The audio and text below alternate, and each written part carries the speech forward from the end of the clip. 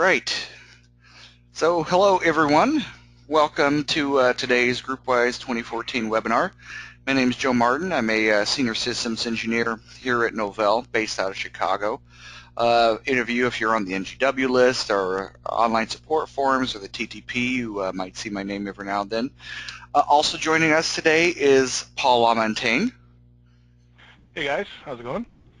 All right, so many of you are probably also familiar with Paul's name. So Paul, formerly Novell Consulting and Training, and now he's a consultant as well for GroupWise. He's definitely very familiar with GroupWise in this space here. And today's topic is GroupWise 2014. Hopefully you're in the right spot. So as we go through today, we're going to actually give you, before we even do demo, we're going to actually talk about GroupWise 2014, what's new, talk about some roadmaps, and we'll be talking really the full collaboration space, so those products that we've got that go with GroupWise. Then we'll go on to demo. Paul will be doing some slides on best practices for upgrading, and we'll kind of close off with just some additional resources as far as if you need any help upgrading and training and things like that.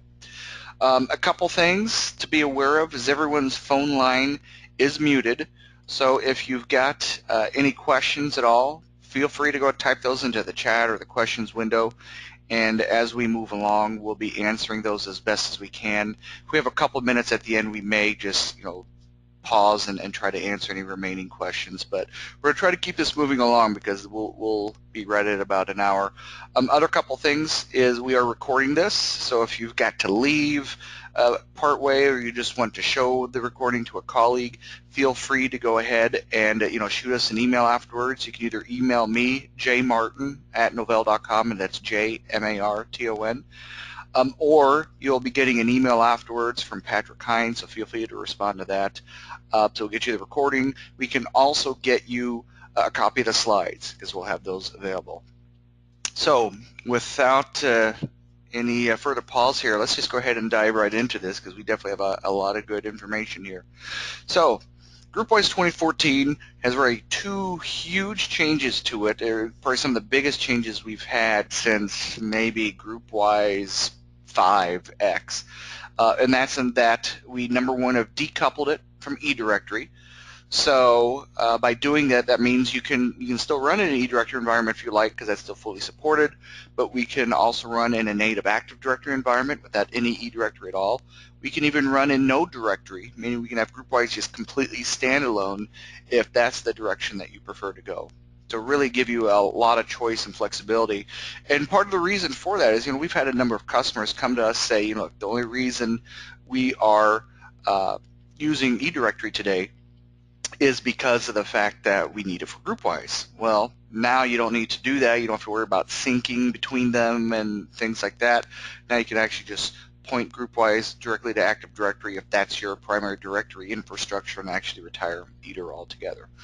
So that's the first big change. And the second thing that goes hand in hand is, the administration tool has been Console 1 for a long time, or, way back when NWAdmin. But Console 1 is a very eDirectory centric tool. So how do you manage GroupWise if you don't have eDirectory? Answer: our new web-based administration tool that's built into GroupWise 2014.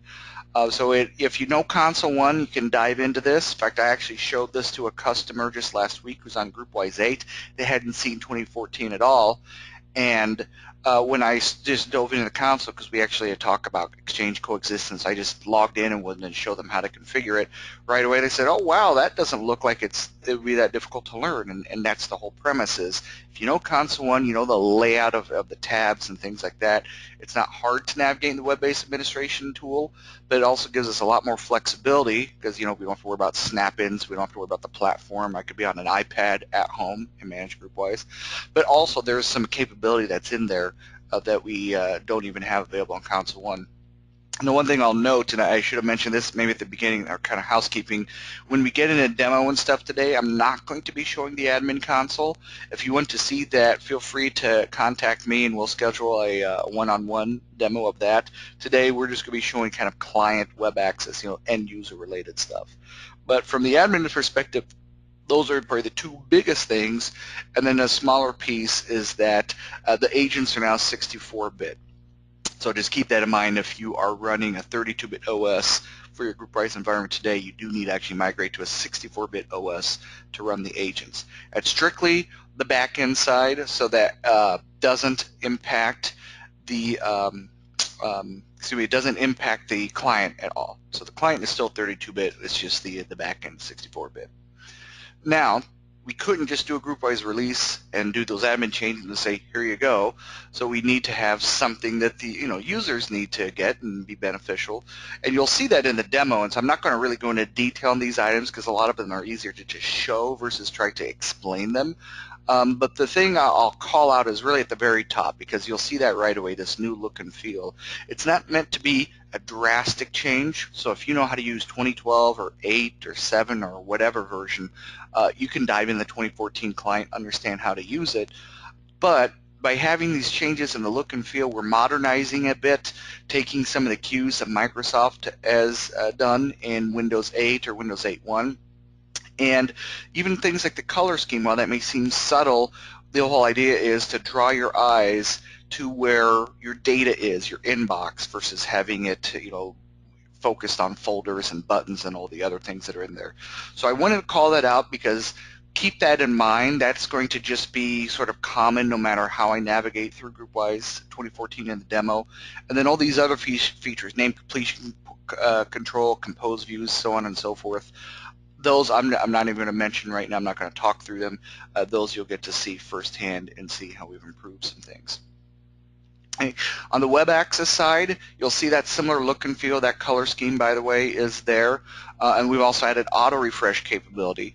So if you've got users that live in WebAccess, and I definitely see that in some environments like healthcare environments where you might have a bunch of machines up that people just log in and use a browser and that's it, because they're shared machines that nurses and other people maybe use. If you're living in WebAccess and you're going to actually keep it open and work in that as your primary client, you don't have to keep clicking like the mailbox now to refresh it. Your new emails will just automatically pop in there.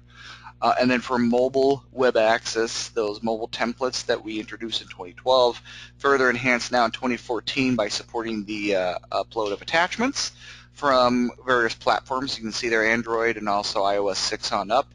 And then of course we're just continuing to certify and officially QA more tablet platforms. Now, things you need to know, again, I already mentioned 64-bit earlier, so keep that in mind. Again, 64-bit agents and also all those utilities, DB copy, GW check, any of those utilities that you would run on a server at least, those are all 64-bit. Now, if you're going to run GW check that's installed as part of the client, that's all 32-bit. But anything server-based, 64-bit. So that means you need to be on a 64-bit OS. If you're running on Windows, that's not too difficult because basically 2008 R2 in that version of Windows, and since Microsoft only has 64-bit versions available. If you are running on Linux, keep in mind that you need to be on SLES 11 or higher. We don't yet support SLES 12. I should call that out. SLES 12 support is actually coming in our Cornell release, so we'll talk about that in a few minutes here when we get to roadmap.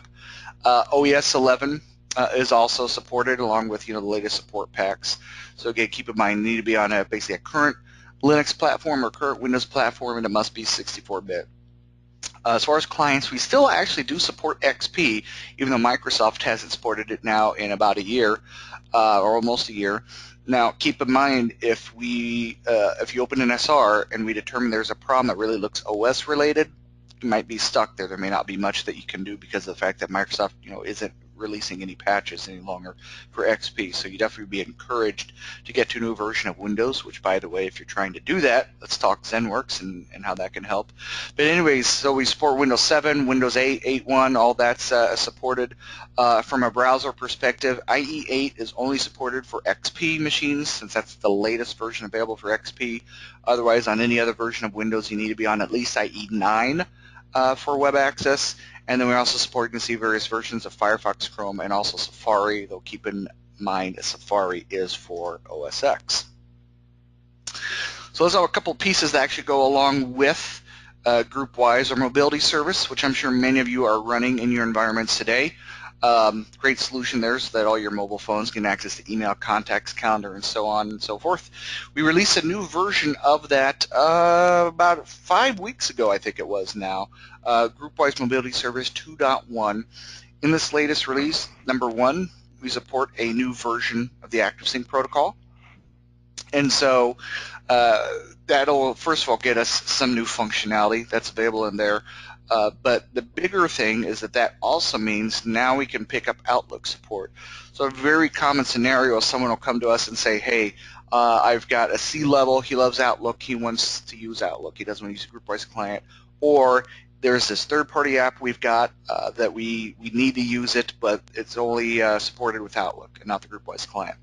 So luckily, Microsoft actually added ActiveSync support in Outlook 2013, and the only thing you really need on the back end is something supporting ActiveSync 14, which we now have. So if you do have a need to use Outlook in your environment, you can do Outlook 2013. Keep in mind we call it a first look, and I've got some more information in a second here on what that means. So it's not officially supported yet. We want to get that support officially baked into the product a little bit later on. You'll see that roadmap, but at least it means you do have that option available to you now. So we'll talk more about Outlook in a second. The other things we've got out there is really we're building the framework to support the Cornell release, some of the new functionality that will be in it.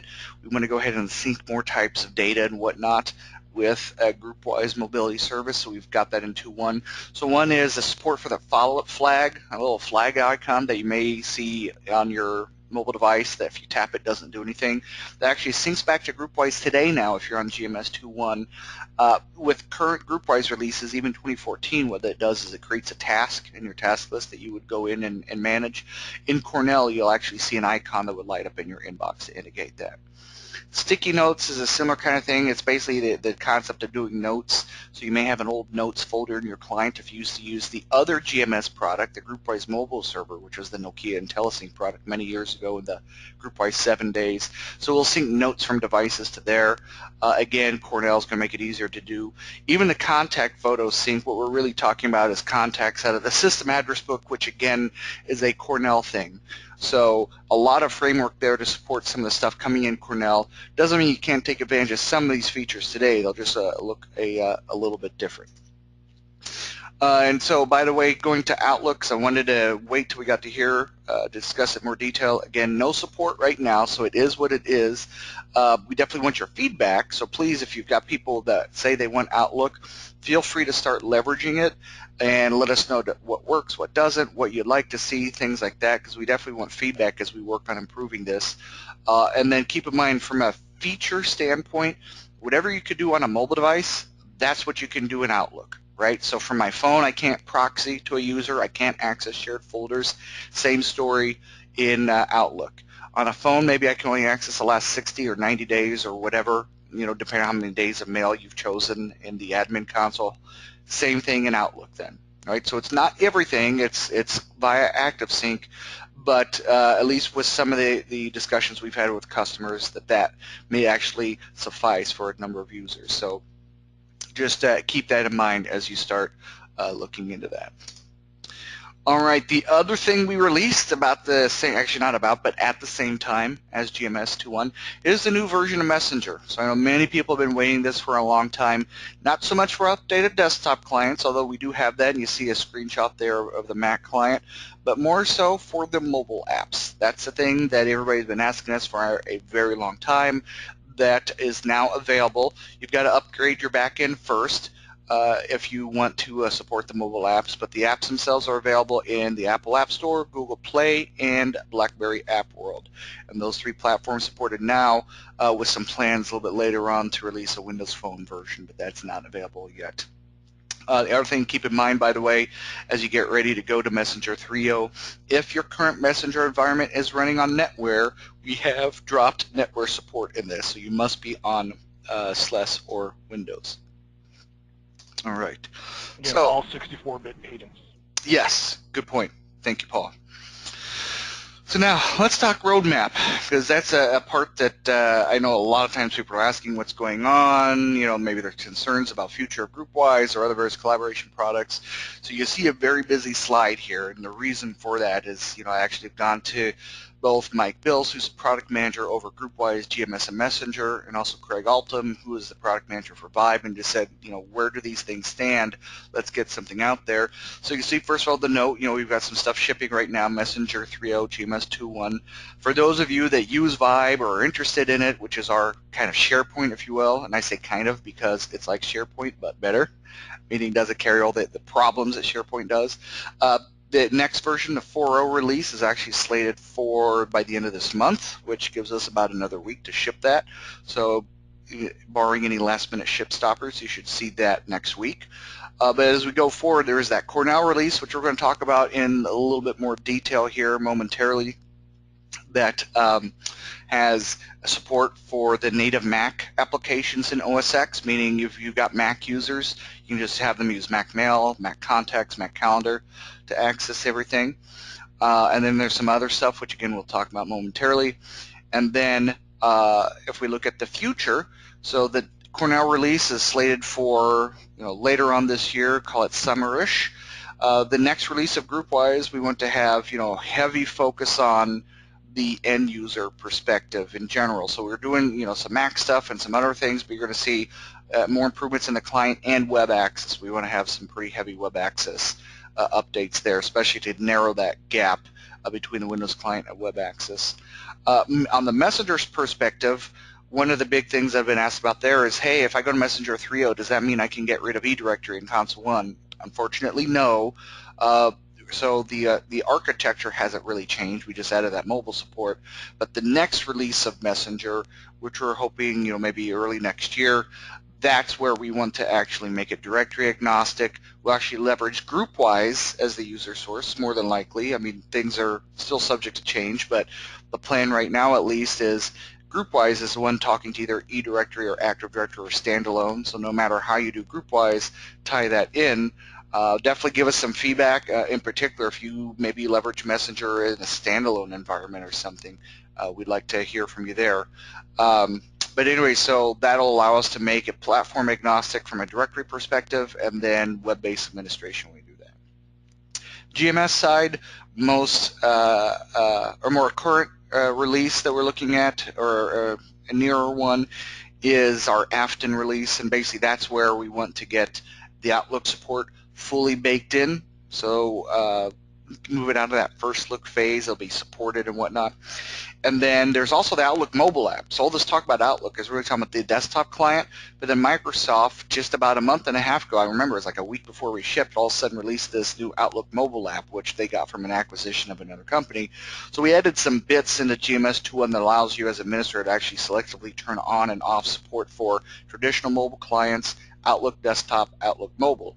But we just didn't have the time to fully test it, QA it, so that's what we plan on having in that release. And then, a little bit more longer term, we're looking at things like shared folders and shared calendars and things like that, getting to GMS. So I would say later on this year, you probably can expect to see a little more detailed roadmap as far as the functionality in some of these future releases, but wanted to give you an idea, at least what we're looking at now, so there definitely should never be a concern of the direction where things are going. All right, so quickly, let's talk about that Cornell release. So I mentioned the Mac stuff already. Other cool things, pictures and address book, or system address book, which I kind of mentioned earlier when we talked about GMS. There's also a neat undo redo feature. I love it. Just in playing around with it, if I actually deleted an email, I don't have to go to my trash and say undelete. All I can do is hit Control-Z, just undo what I just did, just as if I was like in Word or some other app. So we've got undo and redo for a lot of actions. The ability to propose new times on appointments. So, like I could send Paul an appointment for 9 a.m. He could get that and say, Joe knows I don't roll out of bed till 9:30, so we need to do a 10 a.m. appointment. He can actually click a button that says propose new time, suggest 10 a.m. I get that as an appointment request. If I accept it, then he gets updated on his side as well.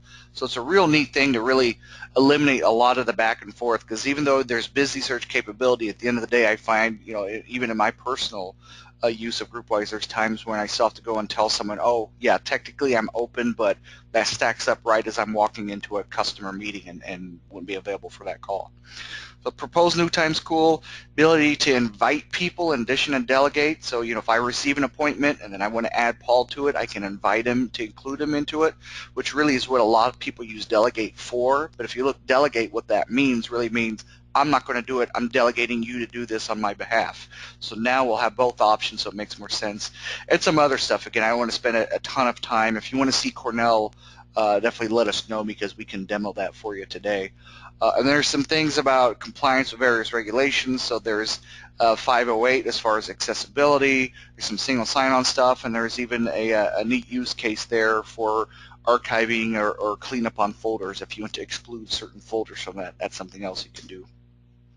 So with that Cornell release, by the way, again, I just wanted to show a Mac screenshot just to give you an idea. This actually was hitting a development server there, so that you can see the Mac mail, contacts, and calendar apps that are all actually hitting a GroupWise backend. So again, expect to see that coming in the Cornell release. And then quickly, for those that are interested in Vibe 4.0, ton of new stuff. A lot of we're actually getting from a lot of the enhancements that you've seen in Filer over the past couple of years, since Filer and Vibe share is same, or I should say the same, but a very similar code base. But beyond that, just you can see here, make it very easy for sharing. So if Filer makes it easy to share files, we make it very easy to share any item type now within Vibe. Using a similar dialogue actually that we are able to leverage Filer for. A lot of UI enhancements. Our mobile apps have been improved as well. Tons of stuff there. Won't go into detail, but again, if you're interested in learning more about Vibe 4.0, let us know and we can have a conversation there. So quickly, a couple of customer stories I'd just like to bring up is number one, United Bank. They are out east. And a real neat thing there is, they've acquired other banks that are sometimes exchange shops. I mean, you see a lot of that merger acquisition activity. Well, we all know that in some cases, people are forced to get off of GroupWise, even if GroupWise was the larger platform in that case. United Bank, as they've acquired exchange shops, they just say those exchange users are getting migrated to GroupWise and get them all to come together. So they've actually had a lot of success there. And in fact, Will Bacchus from United Bank co-presented a session with me at BrainShare that talked about, number one, coexistence, which I'll talk about in a second. So if you need to coexist with Exchange, and then he specifically talked about his experience with doing those migrations and looking at different tools that can do it. So if you have a need to migrate some Exchange users to GroupWise, let us know. But if you just want to coexist, as I hinted at a moment ago, here's another example of someone who did that. BJC Health Care out of St. Louis. They were able to save nearly $10 million in what some of the migration costs would be just by leveraging coexistence, so that the hospital could actually communicate with a local university that works very closely with the hospital. So it's been very successful. They're one of the first people to deploy. In fact, they were a lighthouse customer, meaning that they got this code, before anyone else, and leveraged this. So, if you've got that kind of situation where you with both Exchange and GroupWise, and you don't necessarily want to do the migration from one side to the other, like what maybe United Bank has done, you could definitely leverage our coexistence solution. And then lastly, I like to bring this up from an academic perspective. A lot of time there's this view of, there's so many free solutions, why not just leverage those? You've got Office 365 and Google Apps for Education. And so Millikan University, I've personally worked with these. They're in Central Illinois. A couple of years ago, they actually were still on GroupWise 8 and were determining, do they leverage one of those free solutions? Or do they stick with GroupWise? And what they determined was that even if they're using a quote-unquote free solution, there's still migration costs, there's retraining users, they would actually still have to run some internal infrastructure to support the cloud-based stuff. So in the end, it was actually going to cost them $35,000 just a migration cost alone, not to mention all the other expenses that would go right along with it. By instead of migrating, they actually stayed with GroupWise. So a solution that's not quote-unquote free was actually cheaper than a supposed free solution. So it's a very interesting success story there. So with that, I am going to just dive right into demo. I've been seeing some questions come in, and it looks like Paul is getting those taken care of. So let's go ahead and just dive into demo to keep things moving along. And I've got just a couple virtual machines here, so let me go ahead and do this. All right. So that should look a little better. All right, so let me get my, that's by the way the new Windows client of Messenger. I'm not going to really do much in this demo with Messenger, but I like to have that up so you can see it.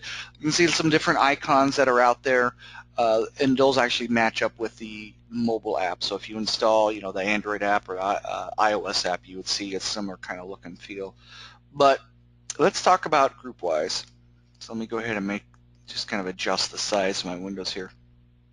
So let me first of all call out briefly that look and feel. So again, you can see this color scheme, and I have had some people say I don't like the gray color scheme. Well, we've got other color schemes available that you can give to your users, and even if you choose like the green one or the blue one or whatever, it's similar kind of gradient. So you can see basically my eyes right now are being drawn kind of naturally to my inbox itself, because that's the white that's got the most contrast with all the other areas.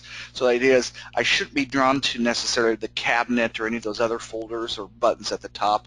Just get my attention to where it needs to be. So again, it may just shave off a second or two, but if it's a second or two multiple times throughout the day, you can see where we can still enhance productivity there. And this is actually being driven by, we've got a human factors team. So for the longest time, you know, we did not have people specifically focusing on that. It's almost kind of like engineering is driving stuff versus people just asking how do users in the real world use stuff. So we're doing that now. You're seeing that these enhancements in GroupWise. You'll see that in Vibe 4.0. They're already there in Filer. So as we continue on, we want to definitely make stuff easy to use from an end user perspective. But anyways, open up a compose window, and you can see it's definitely got some differences there from 2012 or earlier. First of all, we want to make this a nice, you know, trimmed down view. We just basically, we don't want to, again, draw your eyes way to extra stuff. So you can see all that's there right now is who I'm sending it to, what's the subject, and there's the body. Nothing else. If I want, you know, like to see the from field, I can. CC might be more important. I can turn that on. But the idea, if I'm just doing a regular compose, I don't have that there. And you'll actually see that, you know, if you use a mobile device, a lot of times that's the case. I know on my Android phone, the only field there is 2, unless they say to show the CC and BC fields. Sometimes you'll even see that with Gmail, Hotmail, etc. So again, you know, we're you know, seeing that being adopted, and again, that way we can maximize your screen real estate. The other thing is we don't necessarily even have an attachments pane here. If I go in and add an attachment, I'll just add one, it'll come up, so we'll show it when we need it, but again, why have that there if we don't need to? And one thing I'll call out though, you may have some users say, well, I like to do drag and drop. How do I do that if I don't have a pane? And it's because I could just drag and drop anywhere in the body of the message. Though keep in mind, if you drag and drop a JPEG, that'll actually embed itself. So anything that can be embedded will embed it when you drag and drop. Otherwise, we just automatically attach it. The other thing is, you notice I don't have an HTML toolbar until I click into the body of the window. So again, only show you stuff that's relevant when it makes sense. So I can just start typing away, you know, whatever. I'd show a couple of other things here. Say I want to actually send this email and address it because I haven't done that yet. So all I wanted to do is just hit one character so you can actually see this new name completion control, which was one of the items that we had earlier. So this has been completely revamped.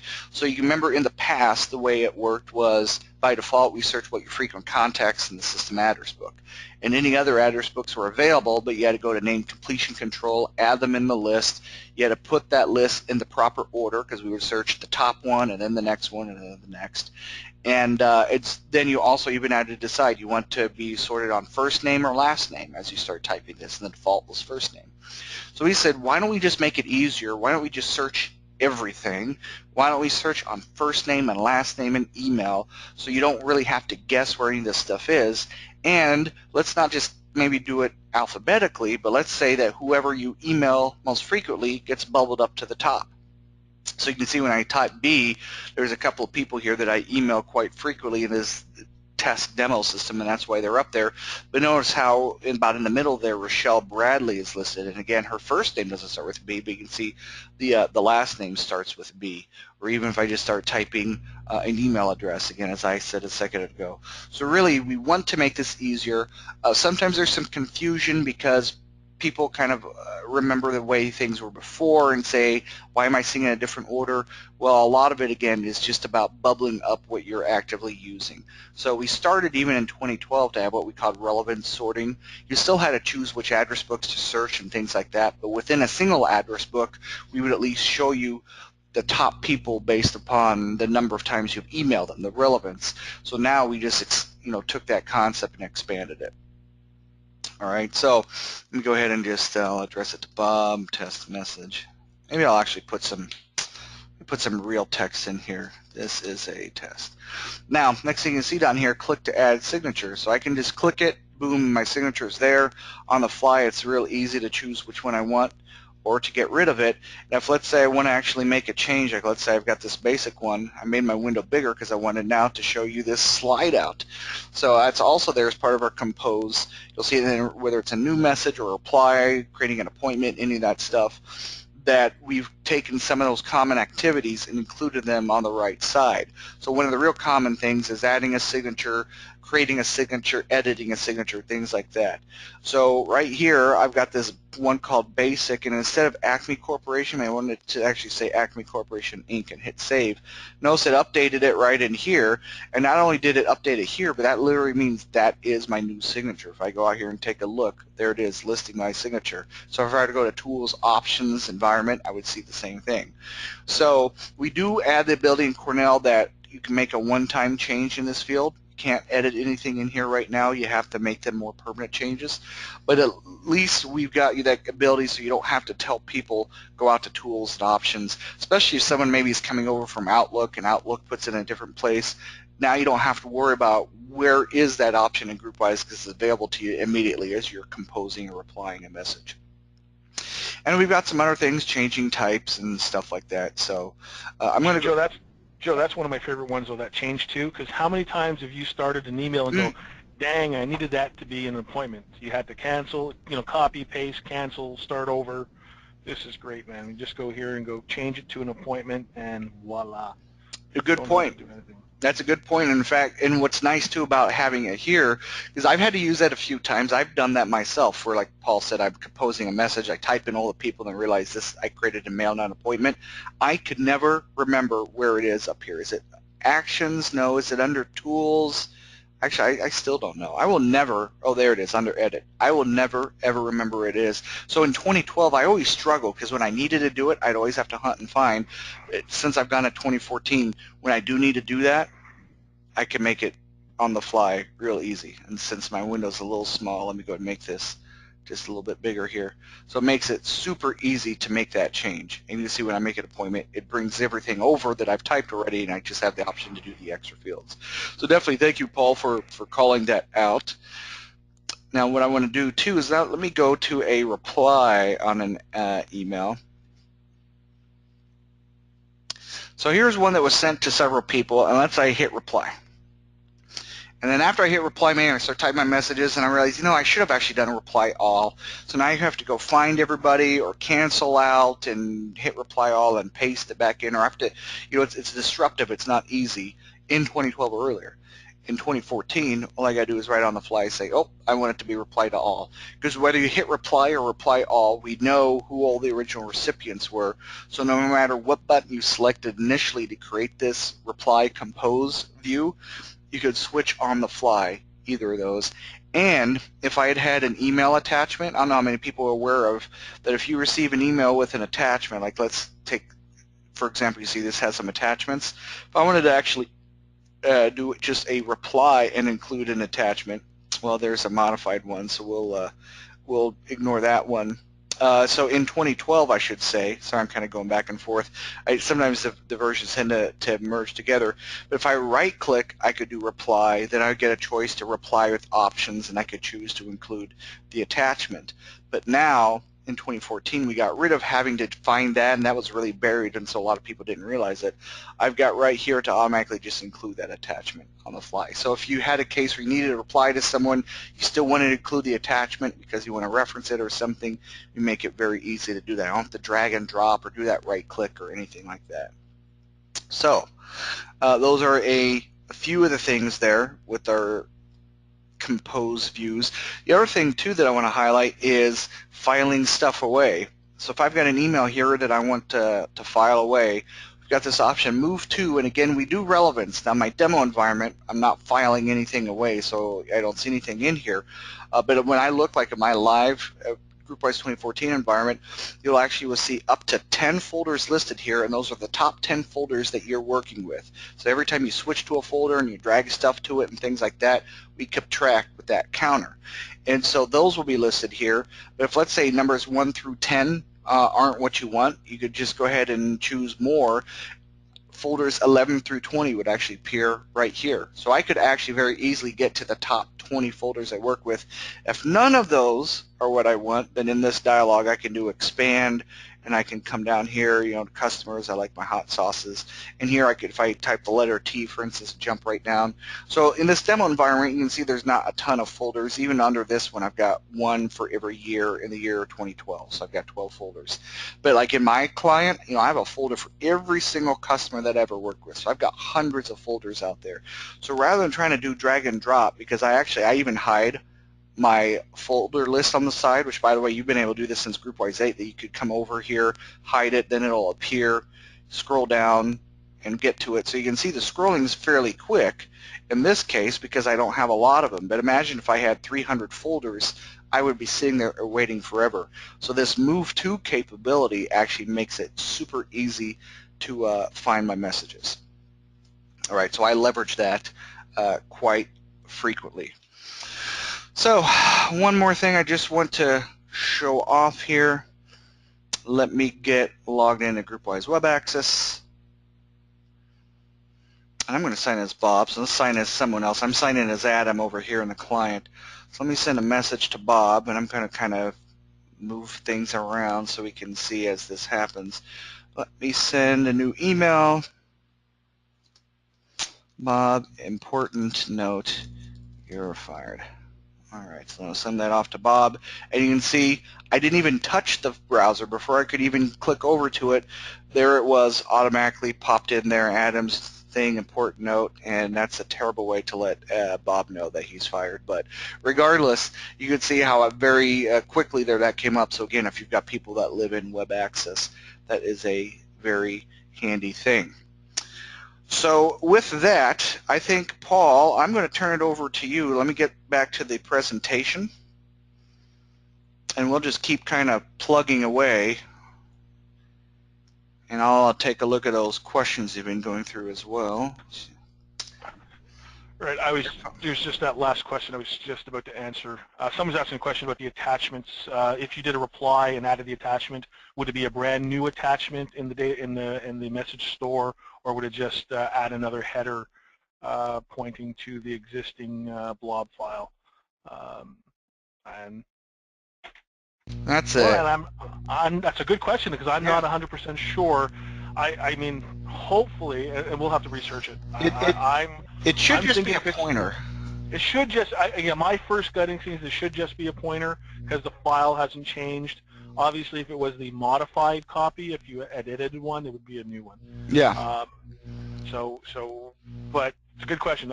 Because it's the reply with the attachment, I'm not 100% sure. Yeah, I think you're right. I'll look into it, and so then we'll respond to you if it's other than that, if we're incorrect, because I will double check. But yeah, I do believe that when you reply with the original attachment, that it is just going to be a pointer to it. But we'll find out. And yes, you can go back to the classic GroupWise look as well. It's one of the options if you go into the tools options. That's another question that came in. There was one other question that I didn't answer, Joe, was the very first question about prior to upgrading in 2014, do you have to convert external entities to real accounts? And the answer is no, because they are GroupWise accounts. They'll just come across as GroupWise accounts. Yep. They'll just not be linked to any eDirectory account. Exactly. All right, so Joe asked me here to talk about the best practices for upgrades. Since those of you who may know, I co-authored the Upgrade to GroupWise 2014 guide along with Danita Zonre. So we have that guide available. And so in our practice, we actually do a bunch of these, so we're pretty good at them. So a couple of best practices. Again, if you do have GMS in your environment, that has to be at version 2.01 prior to upgrading to 2014.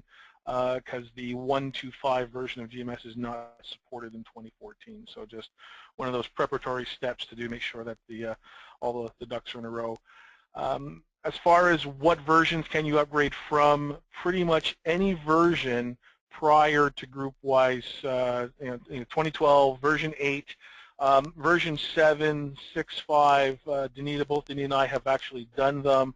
They're not supported only for the only reason is that they're just not part of the test matrix because they're actually obsolete products from the Novell standpoint, so they don't do any testing on products that are no longer supported. But I can tell you that it works because architecturally nothing has really changed in any previous version, right? Starting from GroupWise 5.5 up, it's architecturally all the same. 5.2 had a little bit of an architectural change. There was an additional agent, right, the administrative agent. So that there. Again, Joe mentioned this. All servers need to be 64-bit OSs, obviously 64-bit hardware, 64-bit OSs, whether that be on a Linux or Windows environment. Obviously, Windows only comes, I think, in the 64-bit now. SLES, you still get the option, I think, but I just never really look because I just go and get the 64-bit version of anything anyways. Again, doing the copying is the longest part of any upgrade, specifically if you're doing a migration, right? So if you're going to come from an older environment, if you're still GroupWise 8 on NetWare, or if you're on a 32-bit Linux box, you got to move your data over from that box over to your new box, right? So the GroupWise DB copy utility, again, you can do that live while the post office is up and running. You just use the migration stages of first pass and the second final pass, those kind of things. And you can do multiple copies. You don't have, it's not just do it once and you're done, right? You can have the post office live, do a first pass to get the bulk of your environment, do a second pass, maybe the day before, and then on the last day, that's when the cutoff is, and you would shut down the post office and do your final copy. So that would allow you to get that over. Obviously, we know that today's post offices tend to be in the possibly hundreds of gigabytes, right? So obviously, that's the longest part is of any migration is to go and get the data set across. I mean, obviously, as with all upgrades, you want to make sure that, the whole garbage in, garbage out theory, right? So you want to make sure things are healthy first. So good things to do are do your validation of your databases, your domain, your post offices, those kind of things prior to doing any upgrading. So make sure things are healthy first. One good suggestion is that make sure that you've got your HTTP consoles up and running and make sure they're password protected. Because if you don't have a password on the HTTP console, just by activating it, you get access to most feature sets, but if they're not password protected, some of the feature sets you actually don't have access to. And GroupWise 2014, obviously, going to the web environment for the admin console, you also have a link from each one of the agents inside the web console to open up your admin console on the HTTP monitor console as well. So very, very good idea to have that stuff there. Also, it's not on this page here, but every server that you are going to have a GroupWise component on it, other than WebAccess, is going to require the administrative service, right? So we talk about the admin service. So you're going to need to have that installed. So that's the only new architectural change. Obviously, it's all part of the web administration portion, and that's how the services talk to each other through the admin service. Joe, if you can flip over to the next screen, please. The admin service has two parts of it. There's the installation part of it, and then there's the admin, the actual admin console part. So there's really two administrative consoles. The install console is where you would go to do upgrades, where you would go to do possibly the creation of a new domain, new post office. You would go through the admin console. That admin console has some security built into it that it uses a token environment in order to access the install features, right? Because they kind of don't want really anybody just to use a web URL to hit and do the install. So you have to generate a token, and there's a time limit of how long you have to use that token. Optionally, and again, it says here optionally, but it's really recommended, is that you could convert the user mode from being token-based to, or the install mode from being token-based to user mode, which would require a username and password at that point to access the installation console. Highly recommend that you do that. It's just a lot easier. But again, that would be every server you would have to do that. You can also disable it. So the three modes are user mode, token mode, and there's actually disabled, so that the actual install console is disabled on a particular server. So you can actually do that, the three modes. If you're going to go that way, we talk about creating some accounts. So as you do your upgrade from 2012 prior to GroupWise 2014, one of the things it's going to ask you for is a super admin account. The default name it uses is admin. I don't think that's a great choice, only because you don't want to have any confusion between your admin account from your eDirectory environment and now the GroupWise admin account. Right? So I will typically give it a different name here. We're suggesting GW admin. I actually call mine GWC admin for GW console admin. That's kind of how I do mine. And the GW install, I call it GW install admin or GW admin install, which is fine, GW install. So just to have a different account for the different purposes, right? So this super admin account that you create, it will have full administrative capabilities of the entire GroupWise environment. It is not an account that exists in the GroupWise system, it just exists. Those of you who've been around GroupWise for a long time, remember prior to GroupWise 5 and GroupWise 4 days, we had the admin account. It was there. So in the ad.exe program, there was an admin account, and it's basically the same guy. He's been hanging around for a long time. There is a way to change that password. If you actually came from that world, the admin password would still be set. There is a way to reset that. We talked about the DVAs, and there's actually some posting on the NGW list about this just this morning. The document viewer agent, right, is what's used to render any attachments if you don't have the application native on the box. Also used by WebAccess to render anything, right? During the upgrade process, it will ask you to install one, not install one, it'll ask you to install one if you're creating a new post office or a new system. Depending on if you're coming from GroupWise 8 or GroupWise 2012, it actually is a little different. If you're coming from an earlier version, it actually doesn't ask you to create the DVA, so you'd actually have to do that manually. So here's the command line, and there actually is a command line utility as well as the web-based admin tool, but in order to do this, you'd actually have to do this command line, the GW admin util services -I for install or create, and then a DVA. That would actually create that, and then you would associate that DVA object to a particular post office. So basically every server that I'm going to have a post office, I create the DVA if it doesn't get created on its own, and I make sure that the post office is associated to it so that it will have access to it. You also want to make sure that you actually configure your WebAccess environment to have more than one DVA, right? So you really want a pool, right? So here, set up a pool of 3 DVAs for all your post offices and WebAccess. I have found that there's been some issues with the DVA. If I allow my post offices and WebAccess to use it, the DVA kind of restarts itself and never shuts down properly. So you end up with a lot of processes running. I do believe there was a patch in a later build, but it's really not publicly available unless you go to an FTF file.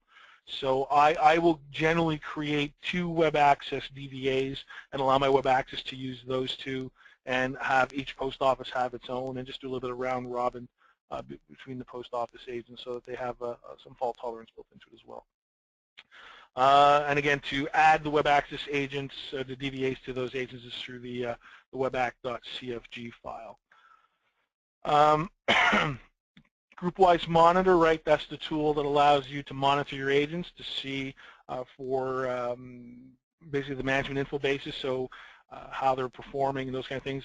Also the ability through the GWHA, the GroupWise High Availability Service, right, which you would turn that on in your Linux GroupWise environment. It allows that the monitor tool and the GWHA service running so that if the monitor tool detects that an agent has gone down and not available, that the GroupWise High Availability Service will then, within a matter of minutes, restart that service so that it continually monitors and restarts any service that has failed. So basically, definitely a good idea to turn those two things on in your environment. And I think that's all the kind of the best practices for now. It's pretty straightforward. If you've done any, there's one more page, sorry about that, Joe. If you have done any upgrades prior, so the only big got you here with the new one is this, you have to install the admin service first, and then you upgrade. So you'd go to a server, install the admin server, and then upgrade. Obviously, if you're coming from an eDirectory environment, that eDirectory integration will be there. A couple of things have to be in place. You have to have, obviously, if you're using LDAP authentication, then you have an LDAP server already configured for the environment. The only other thing you actually need to have is you have to have the eDirectory user synchronization turned on and active under the GroupWise System Operations eDirectory user synchronization, and it has to be configured for a Linux environment. If you're still on GroupWise 8 on NetWare, you can actually do this prior to your upgrade. You would just go into it and reconfigure and say that my agent is not NetWare, my agent is a Linux agent.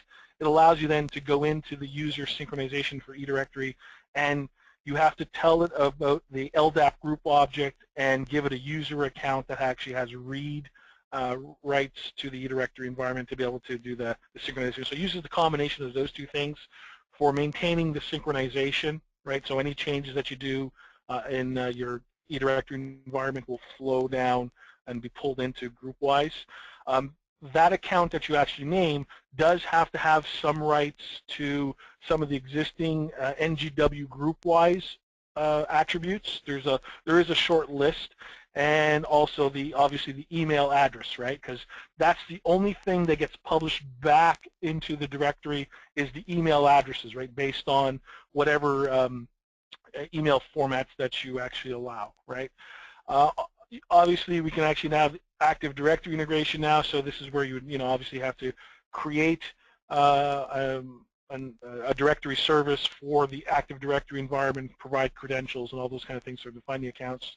If you want to move from an eDirectory environment to an Active Directory environment, first what you do is you would bring them in the eDirectory environment, then there would be a way to dissociate the account between GroupWise and the eDirectory environment, and then you could reassociate that GroupWise object to the Active Directory equivalent user object. It's kind of a two-step phase, but you can do that. You could, import, bring them in from the eDirectory side, you can dissociate, and then associate to your Active Directory account. So it's straightforward. Once the upgrade and your migration's done, we've just got the cleanup to do. So basically you want to get rid of all of some of the existing objects in the through console one that you don't need, but you have to remember to do this from a console one that does not have the snap-ins enabled, because if you actually are connected to the domain, and if you delete an object, it will kill it. It will delete it. So in the new admin console, there's some obsolete software. There'll be under the system information, there'll be legacy. So things like software distribution directives, which are no longer needed for GroupWise 2014, you can get rid of. If you've upgraded from GroupWise 8, right, you may have a WebAccess agent that you no longer need. So you can delete these objects from those environments as well. So the obsolete gateways, obsolete software distribution directory. And then you might want to consider implementing Calendar Publishing Host as a service, because that is actually a requirement if you want to use the Outlook client and do synchronization with that, and you want to be able to do free busy searches from the Outlook client. It is actually dependent on the Calendar Publishing Host service being up and running, because it uses the same URL from the Calendar Publishing Host environment for doing that. And I think that ends it for me. Yes, thank you, Paul. Quick question, one that came in that I wasn't sure on. When you go through the upgrade process to 2014 and you create that sort of super admin user for logging into the admin console, can you change that super admin's the username after the install? Yes, yes, you can. It's all part of the GW admin utility will allow you to rename it as well, or create a new one, or rename it, or it's called GW admin util set admin, I believe, will be allow you to change the password. And there is another one. If you actually just do /GW admin utility, it'll give you a list of all of its commands. And then if you actually do the /GW admin utility that command, it will then give you the syntax on how to use that command. So you'll be able to find it in there. But yes, you can rename it. Cool. Thank you, Paul. So, So I'll go through just a couple more quick things here as we wind down. Looks like we've about 5 minutes or so till the top of the hour. So I wanted to talk about Novell Consulting real quickly. And in fact, before I start that, first of all, we've got great partners like Paul himself, who's helping out today, and we've got a very good partner community that can help you. But in some cases, you may want to come directly to us as well. And we are fully able to help in a number of different capacities as it relates to GroupWise. So whether you just maybe want someone to come in and maybe look at your environment, do a health check just to see are there any underlying issues you need to be concerned about, or even to make sure you're prepared to upgrade to 2014, we can do that. We can, of course, do the upgrade itself. In some cases, maybe you just want to install the mobility services, because I do find customers that today are still leveraging some of the third-party solutions because they just, for one reason or another, never implemented our mobility service. So we can help with that. Or lastly, if it's a case of you've just lost a great GroupWise admin that you had in the environment and you need someone to come in and provide some assistance for a period of time until you actually can hire a replacement, we can do that with essentially staff augmentation. And we've had a number of people that have leveraged our consulting services for various projects, and you can see some quotes here in particular about GroupWise and some of the help we've done there, especially there's a great quote there from a government customer in the bottom left corner. So again, keep that in mind, is that all this great stuff we're talking about with GroupWise 2014, you don't have to be on your own. You can get help from us, you can get help from partners, and there's some additional resources we'll talk about too where you can get some assistance. First of all, the roadmap I presented today, if at any point you want to kind of see the latest information on the roadmap, we've got that available, novell.com/GW roadmap. We've also got the GroupWise blog, which is staffed by both Mike Bills, the product manager, and Nick Schultz, who is the product marketing manager. So you'll see updates from them periodically about things going on with GroupWise, so I encourage you to do that. And then lastly, if you do want to do maybe the upgrade on your own, but would like to get some training on it, we've got a couple of options. One is we've actually got an online advanced technical training course called Move to GroupWise 2014, or Moving to GroupWise 2014, I believe. So you can take that as like a couple of day course. Or if you just want to take an admin course saying, you know what, I've been administering GroupWise for ages, but since there's this new admin console and some new pieces from an architecture standpoint, I'd like to take a class, we've got that available. So both of those classes are instructor-led. You get hands-on to virtual machines so you can do stuff. So it's the same kind of material you would expect if you were at an in-person class. You just don't have to go anywhere. And so those are available through our training services. Or if you'd rather do something just more at your own pace, we've got our on-demand training, which allows you to see different videos and things like that on all the different Novell, SUSE, and NetIQ products. So you can purchase a training subscription that's good for 1 year. It allows access to all that information, which includes some GroupWise 2014 resources. And then finally, what I like to call out is that today's webinar is actually part of a whole series of webinars that we're doing. So you can see we've got tech talks on a whole variety of products and solutions. And in fact, we've got one a little bit later this week on Thursday, also at 1 Eastern. It's an academic focus, and we'll be talking about application virtualization. So even though it's an academic focus, anyone attending today that's interested in application virtualization, I encourage you to join that one. We've also got some tech talks for our sister brand of Attachmate, and you can see the full list there at novell.com/tech talks. So with that, I think we'll draw to a close. I'm taking a look at the questions, and there was, one more question that came up that I didn't get a chance to answer from Madeline, and I think this was a follow-up to the question about document integration. So I'll just answer that quickly. Can you get a list of who's using DMS so they can be notified, for when eventually, we look at phasing it out? And keep in mind, this has been a long-term thing that we've been talking about for a long time, so it's not something that'll happen right away. And 2014 is even the first version where we've done a little bit there as far as like not porting some of the console one-based utilities into the admin console. But you can run reports internally as far as who owns different documents in your libraries and things like that to at least get an idea of how extensive the use is. And then our add-ins for Microsoft Office for Vive, since I said that's the direction we're going for DMS, currently support 2007, 2010, 2013. So we support the latest, at least Windows version. Does not support, the Mac version. So anyways, I see us continuing to update that. So whenever Microsoft eventually releases the next version of Office for Windows, and I think Mac is what's up next from what I've read, some Office for Mac this year. So I'd imagine Office for Windows is probably another year or two out. But we plan on, updating that. So if you'd like some more information, definitely reach out to us so we can have a more in-depth discussion as far as DMS goes. With that, it looks like we're right at 1 o'clock. I don't see any unanswered questions, and there's the one we'll need to double check on as far as the attachments. So Paul, thank you again for joining today and helping out. Appreciate it. You're welcome, anytime. And there actually is, if there's anybody in EMEA, there's a summit going on in April that I will be attending. Oh yeah, so anyone from Europe, there's the Open Horizons Summit in Budapest, Hungary, which is, about 3 weeks from now? April 13th to the 15th. There you go. All right, so with that, we'll draw to a close. So again, thank you very much, everyone, for joining us today. Have a great rest of your day. Thanks. Bye-bye.